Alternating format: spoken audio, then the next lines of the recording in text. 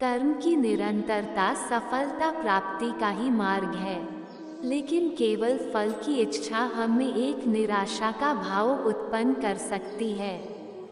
जैसे स्वस्थ रहने के लिए लगातार एक्सरसाइज करने से स्वतः ही रिजल्ट प्राप्त होता है। अगर कोई सांप किसी मनुष्य को अकारण काटता है, तो उस सांप को उसका पाप नहीं लगेगा, और ठीक उसी तरह शेर दूसरे जानवर की हत्या करता है, तो उसका उसे पाप नहीं लगेगा। बकरी का उदाहरण लीजिए, बकरी किसी की हत्या नहीं करती है और सिर्फ घास खाती है, तो इस कारण वो पुण्य की भागी नहीं बनती है। पाप पुण्य का लेखा जोखा अर्थात प्रारब्ध केवल मनुष्य का बनता है। इसका अर्थ यह है कि अगर कोई पशु किसी की अकारण हत्या कर देता है, तो उसका उसे पाप नहीं लगेगा, लेकिन कोई मनुष्य अगर किसी भी जीवित प्राणी की अकारण हत्या कर देता है, तो उसे उसका पाप लगेगा। इस पृथ्वी लोक पर और समस्त प्राणियों में जो विवेकशील है, वो अच्छे और बुरे की पहचान रख सकता है, और वो मनुष्य छोड़कर कोई और प्राणी ऐसा नहीं कर सकता। इसलिए जब मनुष्य अपने पाप और पुण्य जब भोग लेता है, तो उसे फिर से मनुष्य की योनि में भेज दिया जाता है। जिस मनुष्य में हारने की चिंताएं कम और जीतने की ख्वाहिशें ज़्यादा होती हैं, वह मनुष्य मन से बहुत शक्तिशाली होता है। जीवन में सब कुछ हासिल कर लीजिए या गंवा दीजिए, मगर अपने स्वार्थ के लिए किसी का इस्तेमाल मत कीजिए। जिस तरह थोड़ी सी औषधि भयंकर रोगों को शांत कर देती है, ठीक उसी तरह ईश्वर की थोड़ी सी भक्ति बहुत से कष्ट और दुखों का नाश कर देती है। कभी कभी अपनी लाइफ में आगे बढ़ने के लिए उन चीज़ों और व्यक्तियों को भी त्यागना पड़ता है, जो कभी तुम्हारी हृदय की गहराइयों में विलीन थे। प्रत्येक व्यक्ति इस भौतिक शरीर रूपी रथ पर आरूढ़ है, और बुद्धि इसका सारथी है। मन इसका लगाम है, तथा इंद्रियां घोड़े हैं। इस प्रकार मन तथा इंद्रियों की संगति से यह आत्मा सुख या दैख का भोगता है। मृत्यु के समय जीव द्वारा विकसित की गई चेतना उसे दूसरे शरीर में ले जाती है। कौन क्या कर रहा है, कैसे कर रहा है और क्यों कर रहा है, इन सब से आप जितना दूर रहेंगे, उतना ही आप खुश रहेंगे। समझदार व्यक्ति जब संबंध निभाना बंद कर देता है, तो समझ लेना उसके आत्मसम्मान को कहीं न कहीं ठेस पहुंची है। अहंकार, घमंड, क्रोध और निष्ठुरता ये अज्ञान से उत्पन्न हुए आसुरी प्रकृति के लोगों के गुण हैं। इनका त्याग करना ही हमें अच्छा इंसान बनाता है। मोह उसी का करो जिस पर आपका अधिकार है। जिस पर आपका अधिकार ही नहीं है, उसका मोह भी नहीं करना चाहिए। विषयों वस्तुओं के बारे में सोचते रहने से मनुष्य को उनसे आसक्ति हो जाती है। इससे उनमें कामना यानी इच्छा पैदा होती है, और कामनाओं में विघ्न आने से क्रोध की उत्पत्ति होती है। जितना हो सके खामोश रहना ही अच्छा है, क्योंकि सबसे ज़्यादा गुनाह इंसान से उसकी जुबान ही करवाती है। मौन सबसे अच्छा उत्तर है किसी ऐसे व्यक्ति के लिए जो आपके शब्दों को महत्व नहीं देता है। बदल जाओ वक्त के साथ, या फिर वक्त बदलना सीखो। मजबूरियों को मत कोसो, हर हाल में चलना सीखो। किसी काम की चिंता करना ठीक है, पर चिंता इतनी भी नहीं होनी चाहिए कि वह काम ही बिगड़ जाए। अच्छी नीयत से किया गया काम कभी व्यर्थ नहीं जाता, और उसका फल आपको जरूर मिलता है।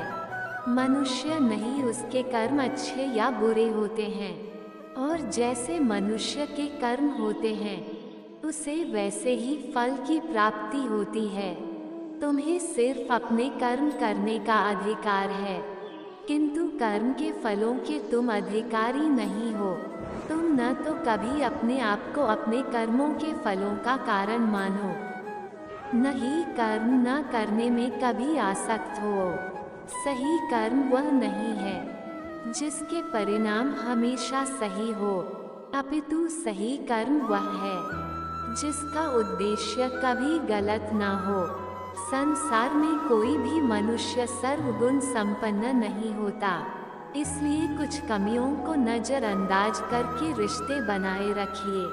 अपने सबसे खास से धोखा खाने के बाद लोग चाह कर भी किसी पर संपूर्ण प्रतिशत भरोसा नहीं कर पाते। यही सत्य है। सुख दुख का आना जाना सर्दी गर्मी के आने जाने के जैसा ही है, इसलिए इन्हें सहन करना सीखना ही उचित है।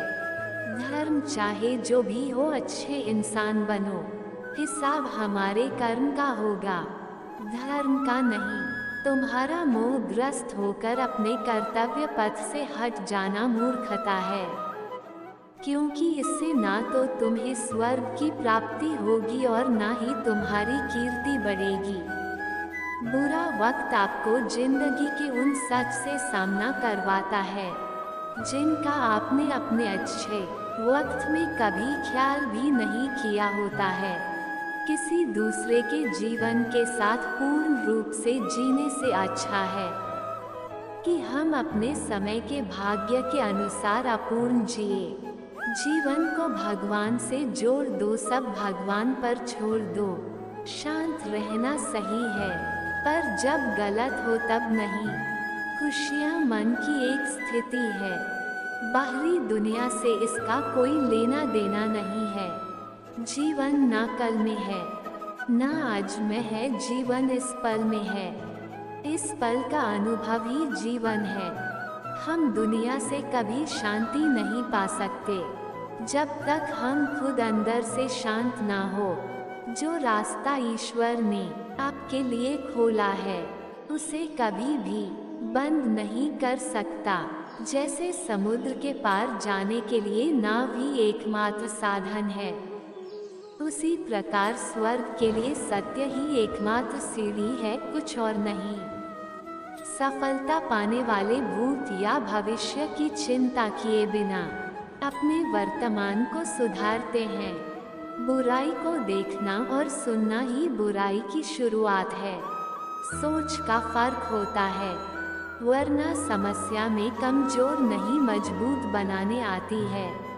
समय के साथ बदल जाना बहुत आवश्यक है, क्योंकि समय बदलना सिखाता है, रुकना नहीं। प्रेरणा का सबसे बड़ा स्रोत आपके अपने विचार हैं, इसलिए बड़ा सोचें और खुद को जीतने के लिए प्रेरित करें। गलत व्यक्ति जितना भी मीठा बोले आपके लिए बीमारी बन जाएगा, और सच्चे व्यक्ति कितना भी कड़वा लगे एक दिन औषधि बनकर काम आएगा। बुद्धिमान व्यक्ति को समाज कल्याण के लिए बिना आसक्ति के काम करना चाहिए। स्वार्थ संसार का एक ऐसा कुआं है जिसमें गिरकर निकल पाना बड़ा कठिन होता है। सेहत के लिए योग और किसी की जरूरत पर सहयोग, दोनों से ही जीवन बदलता है। आत्मज्ञान की तलवार से काटकर अपने हृदय से अज्ञान के संदेह को अलग कर दो। दुनिया में कौन क्या सोचता है ये मायने नहीं रखता, आप क्या सोचते हैं अपने बारे में ये सबसे ज्यादा मायने रखता है। अमीर बनने के लिए एक एक क्षण संग्रह करना पड़ता है, किंतु अमर बनने के लिए एक एक कण बांटना पड़ता है।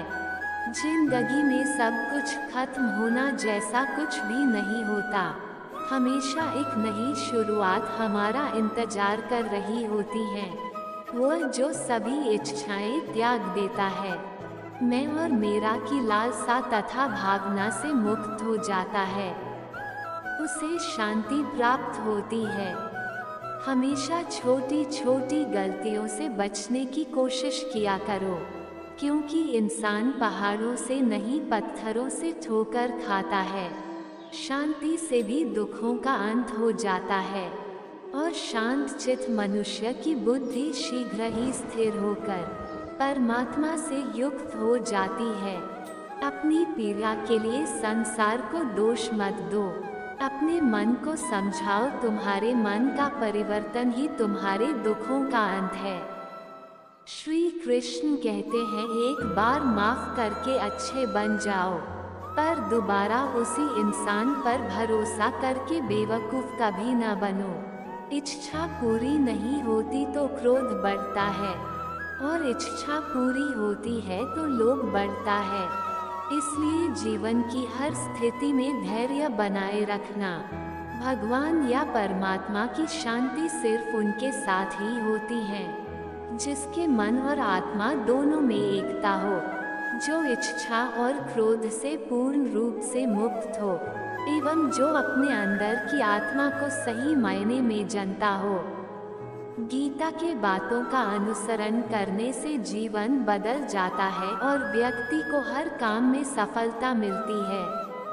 आइए जानते हैं श्रीमद् भागवत गीता की उन बातों के बारे में जिन्हें अपनाने से सफलता मिलती है। श्रीमद् भागवत गीता में भगवान कृष्ण के उन उपदेशों का वर्णन है जो उन्होंने महाभारत युद्ध के दौरान अर्जुन को दिया था। गीता में दिए उपदेश आज भी उतने ही प्रासंगिक हैं और मनुष्य को जीवन जीने की सही राह दिखाते हैं। गीता में 18 अध्याय और 700 श्लोक हैं, जिनमें धर्म के मार्ग का अनुसरण करते हुए सत्कर्म करने की शिक्षा दी गई है। जीवन की सभी दुविधाओं और समस्याओं का हल गीता में मिलता है। माना जाता है कि गीता के बातों का अनुसरण करने से जीवन बदल जाता है और व्यक्ति को हर काम में सफलता मिलती है। आइए जानते हैं श्रीमद् भागवत गीता की उन 5 बातों के बारे में जिन्हें अपनाकर कोई भी विजय प्राप्त कर सकता है। गीता के अनुसार व्यक्ति को अपने क्रोध पर काबू करना सीखना चाहिए। क्रोध आने पर व्यक्ति खुद पर नियंत्रण खो बैठता है और आवेश में आकर गलत काम कर बैठता है। क्रोध में लिए गए फैसले अक्सर गलत होते हैं, जिससे व्यक्ति आगे चलकर पछताता है। इसलिए क्रोध आने पर खुद को शांत करने का प्रयास करें। श्रीमद्भागवत गीता के अनुसार हर मनुष्य को आत्ममंथन जरूर करना चाहिए। आत्मज्ञान के जरिए ही व्यक्ति को अपने गुण और अवगुण के बारे में पता चलता है। आत्ममंथन व्यक्ति को सही गलत का निर्णय करने में मदद करता है। इसलिए कुछ समय अकेले रहकर आत्ममंथन जरूर करें। श्री कृष्ण के अनुसार व्यक्ति को स्वयं का आकलन करना भी बेहद आवश्यक है। जब तक आप खुद को नहीं समझेंगे, तब तक आप स्वयं से जुड़ा कोई भी फैसला मजबूती के साथ नहीं कर सकेंगे। जब मनुष्य अपने गुणों और कमियों को जान लेता है, तब वह अपने व्यक्तित्व का निर्माण सही ढंग से कर पाता है। गीता के अनुसार हर व्यक्ति को अपने मन पर नियंत्रण रखना चाहिए। मन बहुत चंचल होता है और यही हमारे दुखों का कारण बनता है। जो व्यक्ति अपने मन पर काबू पा लेता है, वो सफलता की राह पर चल पड़ता है। ऐसा व्यक्ति सिर्फ अपने कर्म पर केंद्रित रहता है और लक्ष्य को आसानी से हासिल कर लेता है। श्री कृष्ण के उपदेश के अनुसार मनुष्य को उसके कर्मों के अनुरूप ही फल मिलता है। इसलिए परिणाम के बारे में सोचे बिना व्यक्ति को सिर्फ अपने कर्म पर ध्यान देना चाहिए। राधे राधे।